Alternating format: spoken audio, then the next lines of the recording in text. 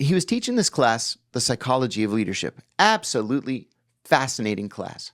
It was, why do leaders take the actions that they do? And then what historical impact do these actions have? You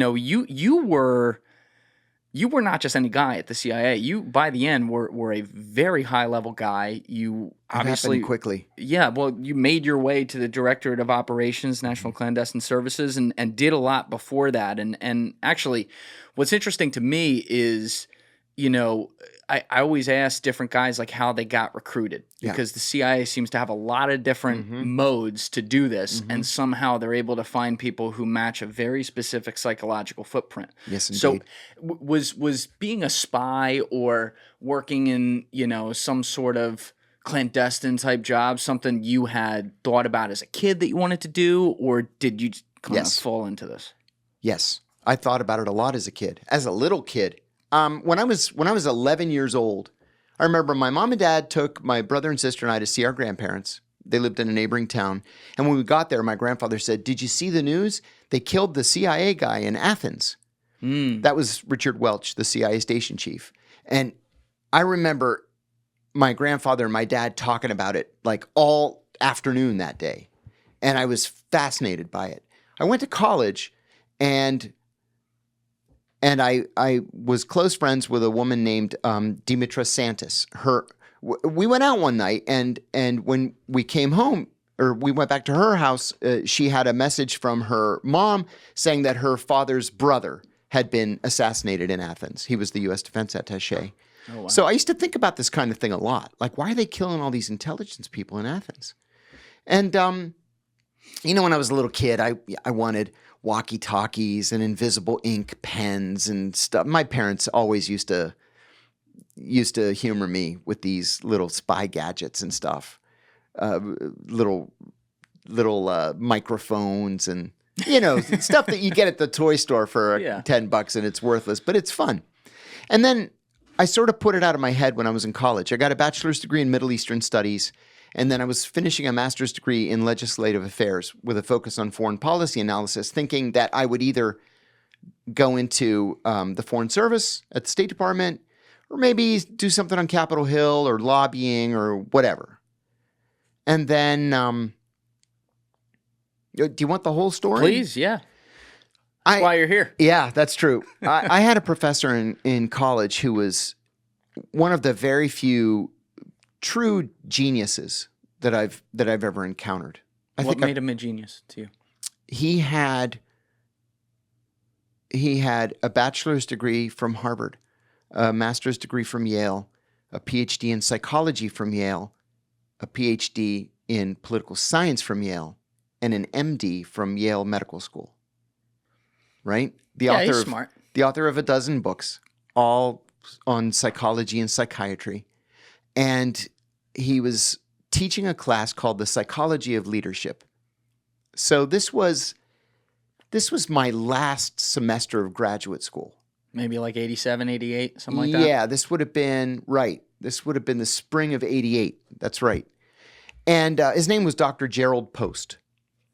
I had seen him on TV a bunch of times. Every time there'd be on the History Channel, they would do these documentaries on Hitler's final days or the end of the Stalin era, stuff like that. And he would always give interviews on these documentaries. So he was teaching this class, The Psychology of Leadership. Absolutely fascinating class. It was, why do leaders take the actions that they do? And then what historical impact do these actions have? And you might just think right past it. But one of the examples that he used, and I'll never forget it, was the Yalta Conference that helped to define the post-World War II era. Why was that conference held in Yalta, of all places, in the Soviet Union? Can you venture a guess? You'll never guess. I've never thought about that. It was because a spy told Stalin that Roosevelt was sick. And so Stalin insisted that the talks be held in Yalta. And Roosevelt had to fly all the way around the war. So he went from the United States to Casablanca, to Cairo, to Tehran, to Yalta, all the way around Europe.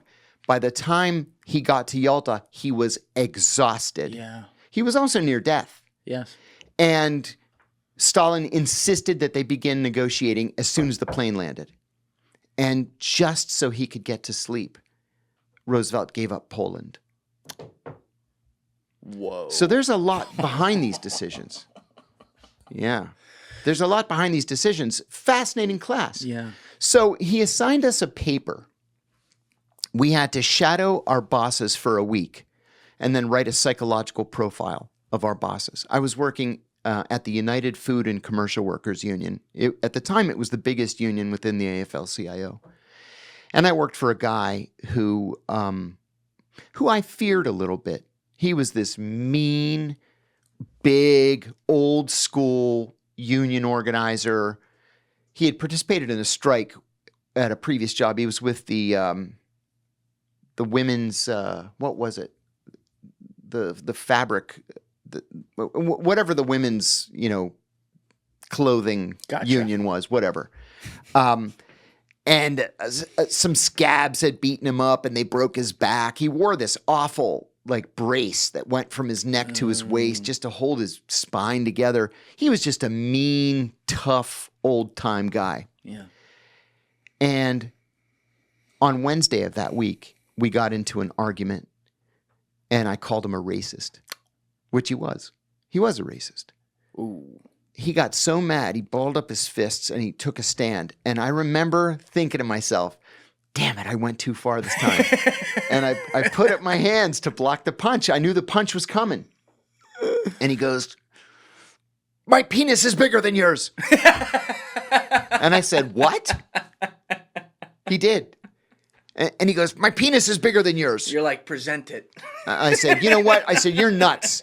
You're nuts. And I quit. And I walked out. I went back to my apartment. I typed my paper. And I said he was a sociopath with psychopathic and possibly violent tendencies. And then I had footnotes from all these, psych journals and whatever. So I hand in the paper. A week later, I get the paper back. I got an A. And he wrote two things in the margin. Dr. Post did. He wrote, I didn't say in the paper I'd quit because it was irrelevant to the paper. But he said, I've never done this before, but I urge you to quit this job. I agree that he is a sociopath with psychopathic tendencies. Wow. And then he wrote underneath, please see me after class. Uh-oh. Yeah. So I went to see him. I said, Dr. Post, you wanted to see me. He says, come down to my office. It was in the same building. So I walked down to his office. He closes the door and he says, look, I'm not really a professor here. I'm a CIA officer undercover as a professor here. And I'm looking for people who might fit into the CIA's culture. And I think you would fit. Would you like to join the CIA? Now, what's going through your head? You're in your professor. Yes! Yes! That's what was going through my head. This is interesting, though, that he would pick this paper was specifically what you wrote about to choose you. Because when I've had guys in the past, like Bustamante, like Jim Lawler. Mm-hmm. I'm actually going to cite Jim Lawler on this one because he's the guy that talks about this a lot. He really digs into the psychological profiles that the CIA looks for. Oh, it's deep. Oh, yeah. It's deep. But one of the things he says is that he's like the CIA, especially for covert spies, yes, they want people who are dangerously straddling, you know what I'm going to say, dangerously straddling the line of being a sociopath, but they're not quite a sociopath. We all straddle that line. I'm glad you raised that. Yeah. And I want to respond to that and then go back to give you a little bit more detail. After I left the CIA, I met a guy at the CIA who became a dear friend. And talk about a consummate overachiever. He's a CIA psychiatrist. So he has an MD and a PhD in psychology. He happens to be a brigadier general in the Army as well, Army Reserve. Mm. And we go to the same church. We are in the same men's group. Thank you for watching the video, guys. If you haven't already subscribed, please smash that subscribe button and check out this clip's full podcast episode by clicking here or in the description below.